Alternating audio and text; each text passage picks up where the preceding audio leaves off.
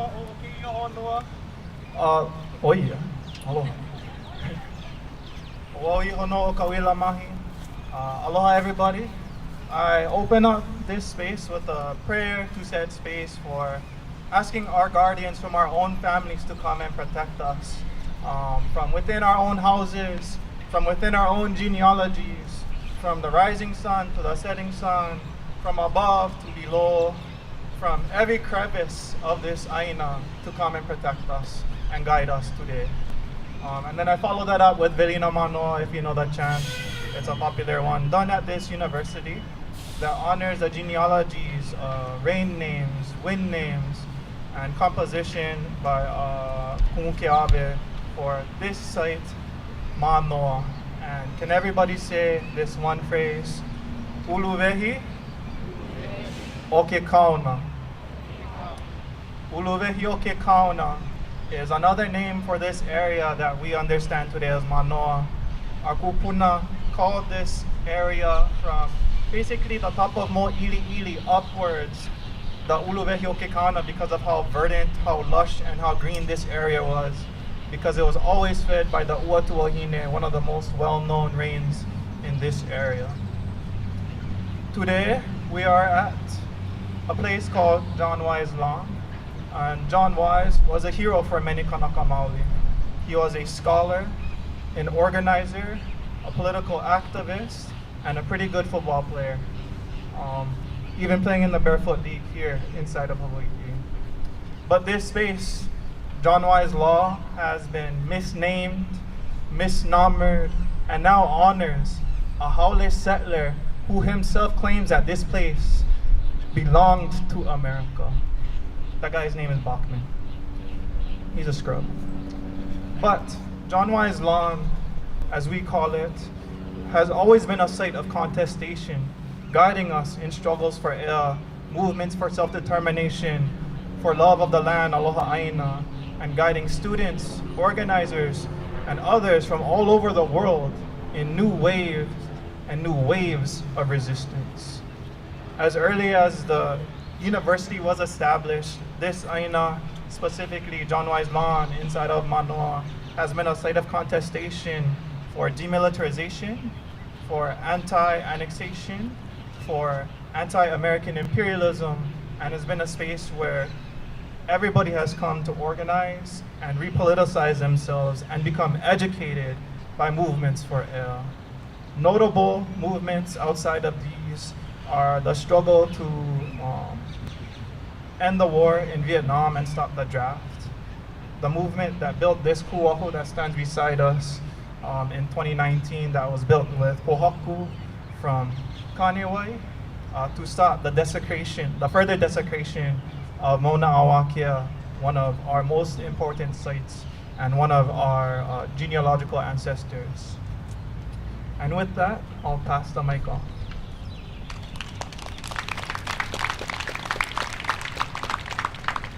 This mic is shorter, so I'll stand here. Aloha mai kako. My name is Mahina.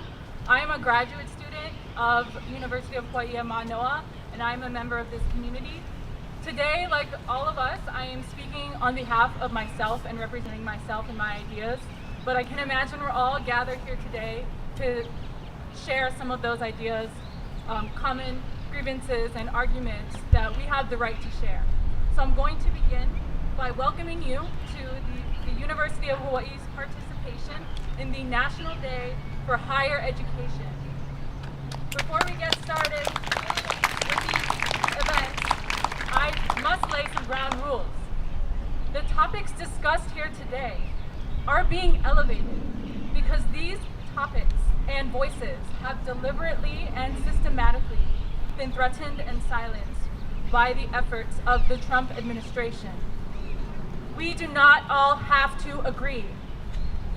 We are here to make our voices heard. Each of us only speaks for ourselves, but we share a common goal. Please kokua and keep this day a day where together we can champion free speech, civil rights, and academic freedom. I'm going to lay some community guidelines. Please read these guidelines again. They're posted on each tent kind of waving in the wind, do's and do nots of our event today. We want to respect Kanaka Maoli, Kanaka Araina, and Ea. Keep the area clean, remain courteous and respectful. Mask up to protect yourself and others. And this is important. Direct media to anyone wearing an orange vest. I think I see a friend back there in an orange vest, okay? Direct any security concerns to campus security if you can spot them, or better yet, we have a security liaison in a yellow vest. Multiple of them, I believe. Speak for yourself, do not speak on behalf of others, and come with an open mind and be ready to create art, share our ideas, and share this space. And this is also important. Do not engage or provoke agitators, which we may expect to arrive here today. Do not engage with media or press. Point them in the direction to the gentleman in the orange vest. Do not engage with campus security unless it is to relay a security concern if you feel comfortable doing so. Do not photograph people's faces without affirmative consent.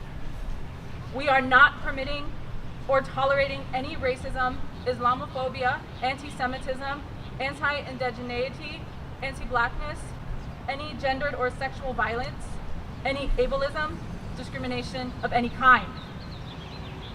We are not here to use alcohol, drugs, or smoke, and please do not block any pathways or doorways.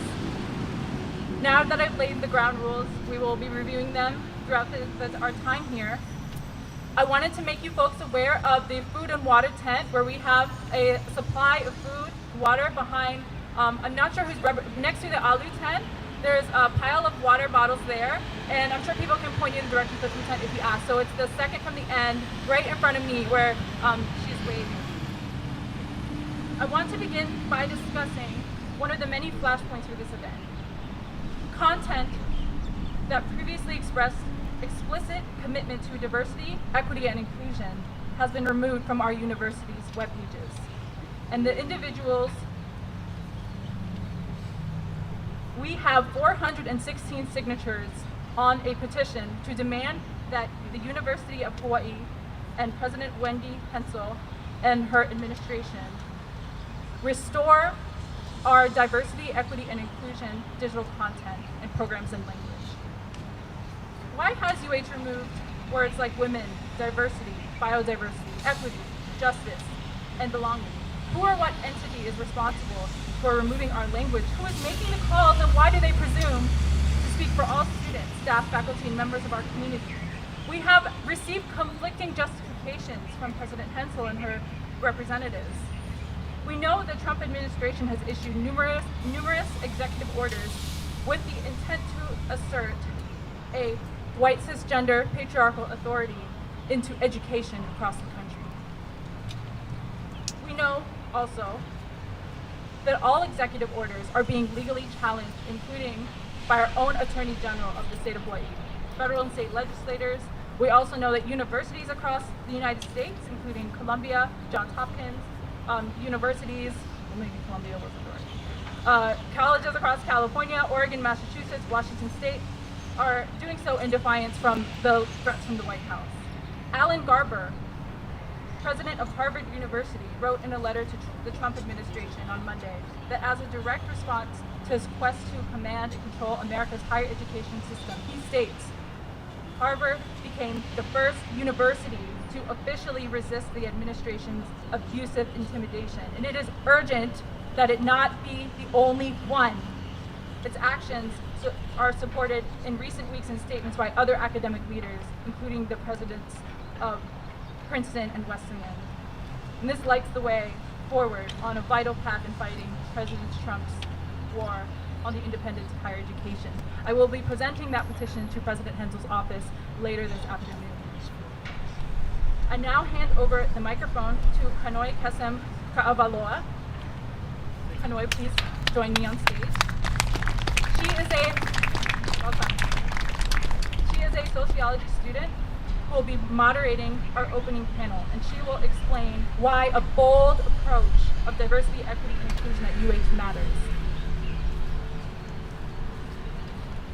Aloha mai tatou.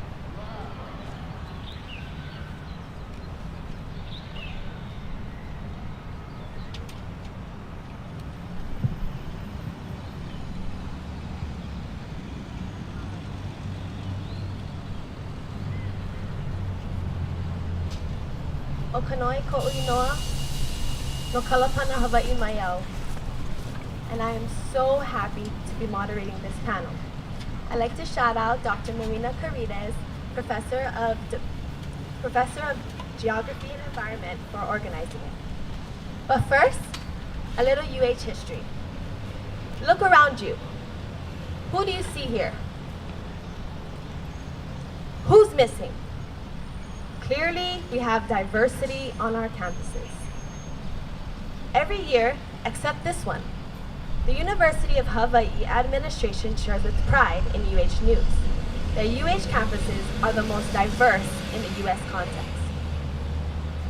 Therefore, UH should be the last campus to shrink away from the DEI programming and language.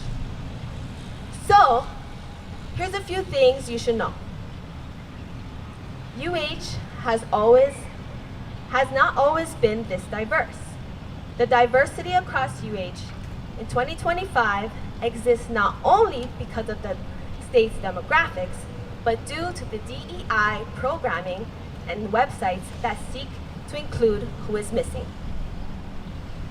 The increase of Native Hawaiians, Pacific Islanders, and Filipino X students is because those who made their way through UH work to create spaces of equity and inclusion for the next generation. What we are fighting for is for restoration of our virtual presence and desire for uncompromised support in the DEI by UH leadership for the next generation. Many of our teachers, police officers, farmers, government workers, and those in the health tourism have been educated in the UH system.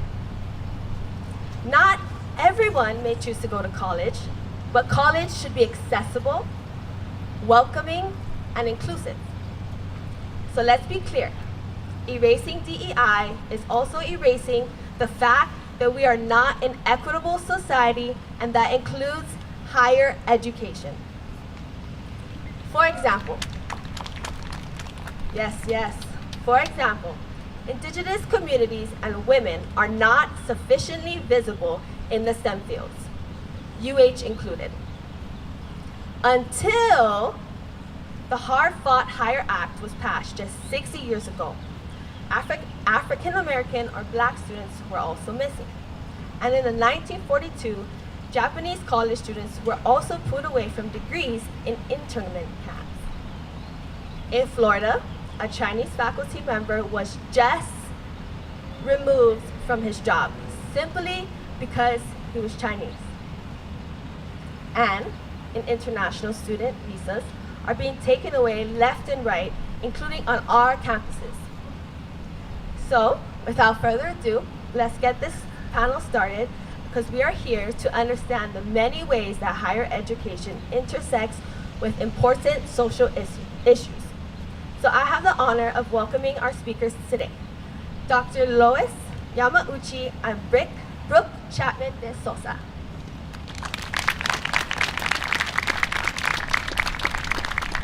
Along with Dr. Ekta Shah, who will talk about AI and equity. Next will be Cindy Franklin, student and faculty of Justice in Palestine. Woo! Next, we have Yasmin Chain from the Hawaii State Commission on the Status of Women. And finally, our last panelist is Liza Ryan Gill from the Hawaii Coalition for Immigration Rights. Woo! Give it up!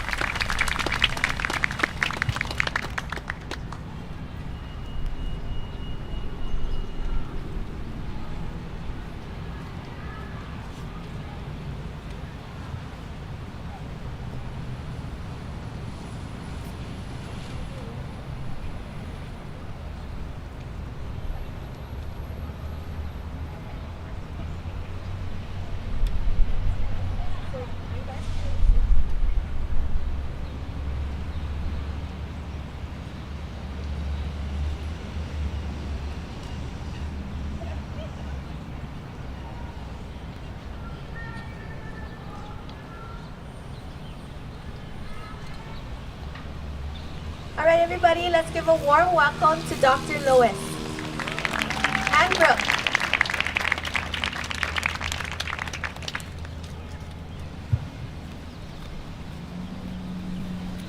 Aloha kako. My name is Lois Yamauchi, and I'm a professor in the Department of Educational Psychology at across the street College of Education. I'm here with my colleague Brooke Chapman de Sosa, and we're here representing the Hawaii Scholars for, we recently changed our name, so I just want to make it say it correctly. Hawaii Scholars for Education, Social Justice, and Diversity. We are a volunteer group of scholars who conducts reviews and disseminates research on education and social justice in Hawaii. So we're made up of faculty, researchers, students. You don't have to be in education, but you're interested in education and doing research in education. We have a goal to use research to promote dialogue and to create informed consciousness about public education in our state, including higher education. So that's why we're here. We partner with educational groups and nonprofit organizations and educators to do our work. And we recently decided to add the D. We formerly were called the Hawaii Scholars for Education and Social Justice, but we decided to add diversity to emphasize the importance of diversity and equity, which have always been core values of our group.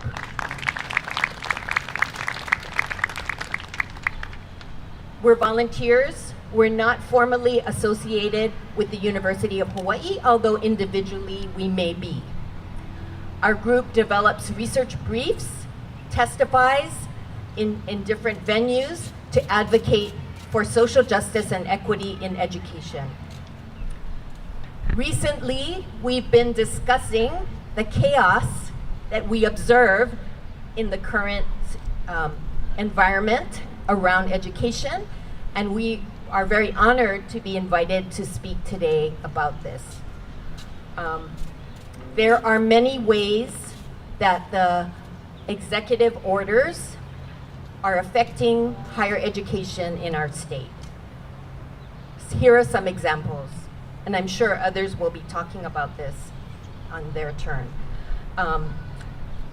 The Trump administration is trying to dismantle the US Department of Education. This means that there will be less funding for public education, both higher education as well as K-12 education, fewer grants to support studies of education, but even more important, I think, is to support the most marginalized communities. And so we are looking into who is being affected and what we can do about it. There are other threats to non-education grants, as you may know, funding cuts, threats of reducing the overhead costs. So whenever someone gets a grant on campus, they charge the federal government a certain percentage in order to fund all the infrastructure, the electricity, actual people who are funded by this to run the grant. And the Trump administration is proposing to cut this to 15%, down from anywhere from 24 to 54%. So the grant indirect costs are threatened. Maybe even more importantly is the current fear and anxiety that many people are feeling. There's a lot of uncertainty. And again, when we look around to see who is the most threatened, it is our most marginalized communities, LGBT community, international students, and we have heard of students whose visas are now being revoked, so they can't either come or they have to leave. And we also have students who have reported that they feel afraid to study what they came here to study. Hawaii is the center of diversity. And now students are saying, should I do that study?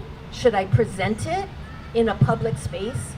And so these are just some of the concerns that we have about how these executive orders are affecting higher education.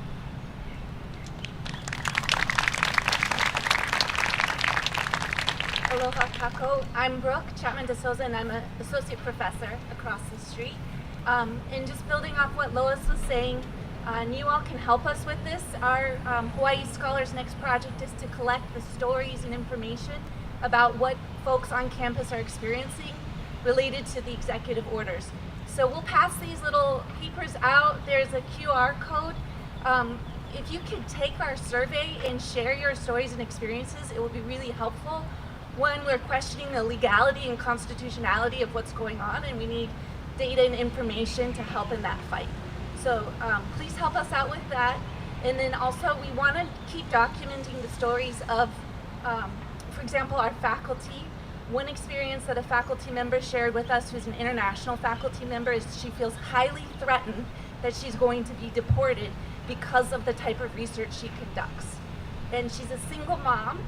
She's really doing her best to contribute here in Hawaii and contribute to our university, yet she has to abandon her research agenda and all of her work. And it's scary for her because that's the trajectory she's on to get tenure. And so these are just the types of stories that we need to understand, we need to have documented. So if you could help us with that, that would be great. And thank you for the opportunity to talk today.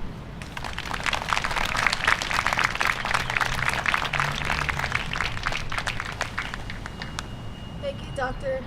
Lois and Brooke.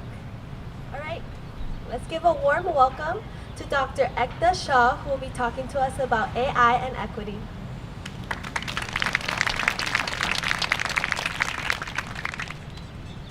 Hello, everyone.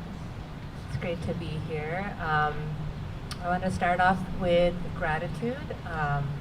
Gratitude for the opening for this day and the reminder for the land and the history of this place.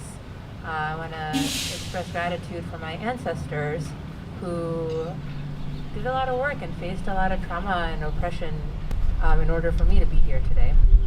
I also want to share with you all, and gratitude for Kanoi and all the amazing organizers, not just of this panel, but for this day, everybody who is in front of the scenes, but also behind the scenes, everyone who's speaking to media or ensuring our safety here, I think is really, really important, given the context of the reality in which we all exist, to be able to feel safe enough to speak out or even just show up.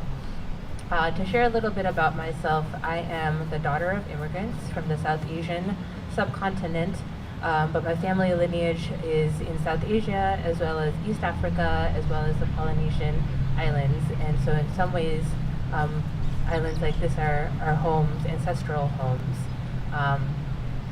I was born and raised in New York as the daughter of immigrants, and English was my first language. And you know, DEI is a really, really critically important issue to me. It was DEI programs that allowed me to get access to opportunities in high school. It was DEI that allowed me opportunities to attend some of the largest institutions of higher education in this country, some of which have been mentioned today. And it's DEI that allowed me to get a PhD in AI and machine learning and computer science. And so without some of these kinds of programs and supports, I would not even be able to be here today. So this is something that is personally important to me. But for today, I'm going to be speaking about AI and AI ethics, which is the field that I work in today.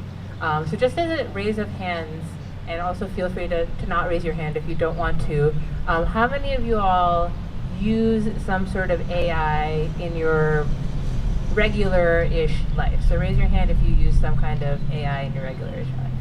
Great. How many of you actually have an AI app on your phone that you use? If you can raise your hand for that. And then this is more of like a personal question. You don't have to raise your hand about this, but how many of you use AI in your education? So students who attend this university or people who are doing day-to-day work, think about like how often you actually use AI in the context of your education. I'm asking these questions around AI because the intersection of AI and DEI are actually quite large. I talk and I do a lot of research on AI ethics, and one of the critical concerns about AI right now is bias. So I want to share with you all a little bit about the issues of bias in AI. How many of you have heard of like the issue of bias in AI? Does that have a sense? Okay, good. Along with guest lecturing at this university, I also work and have worked with big tech companies like Google and Salesforce on their responsible AI and AI ethics teams. And I, again, as a DEI voice, have been brought into those conversations to understand how these technologies are actually built on a day-to-day basis. And so one example of a product that is being built by one of these companies that I just mentioned is a AI chatbot with which you can interact to find a restaurant in your community. Now, the team that I worked on actually bias checked the chatbot before it would be launched live. It's a restaurant chatbot. You can ask it questions about finding restaurants and making reservations. Now, if you use this chatbot and you have a traditionally, I would call European-sounding name, and you ask it, hey, I'm interested in going out with my partner tonight to go eat. Can you suggest some restaurants in the neighborhood that I can go to? The AI chatbot will actually return a list of very diverse restaurants, different price ranges. Would be happy to make a reservation for you. Now, if you do the same example, but you have a traditionally Chinese-sounding name, you ask it the same question. Hello, chatbot. Me and my partner would like to go out to eat. Can you suggest some restaurants? The chatbot will only return restaurants that are Chinese, right? Now, if you try it again, and this time the name that you use is what I would call a name that is prominent in the African American community in this country, and you say, hey, my name is so-and-so, I would like to go out with my partner for dinner tonight, can you suggest some restaurants? What do you think that the chatbot gives back as a response? Anyone want to shout anything out? It's okay. Safe space, you don't have to. Or you can think it to yourself. Fast food. So the chatbot actually says there are no restaurants in your area. So these are the kinds of biases that are built into AI, and that is a very reasonably, it's an offensive but innocuous example in terms of restaurants, right? Now imagine you're using a chatbot to find a university for your younger nephew or niece, or for a graduate school for yourself, right? Imagine that a university or a medical institution is using AI to make recommendations about your medical care, etc. Right? So these biases are built into the system. I'm going to go one step further and say that there is another example of bias in AI that a group of professors at Stanford and also at University of Chicago just did a study, not just on names, because the issue of bias in AI with people's names has been shown to be true. This time what they did was they just used people's voices. So no image, no name, just voices. And they used the preset of a trial. Let's say that there is a trial that is going on and there's all this testimony in the trial. The only thing we're going to feed all